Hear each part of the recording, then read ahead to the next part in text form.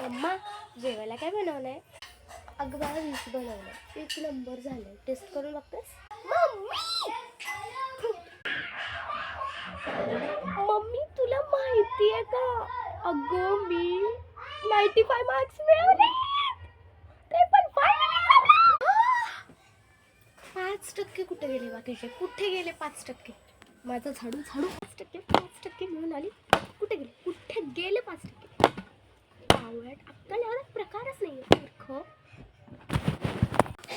बस ना मम्मी. मी 95 मार्क्स मिळवले. तुम्ही माझे सेकंड आले. सेकंड काय नाही, मला पहिलाच नंबर पाहिजे. आवड कशी अवलाड आहे. मम्मी आज माझी केस खूप छान झाली आहेत ना?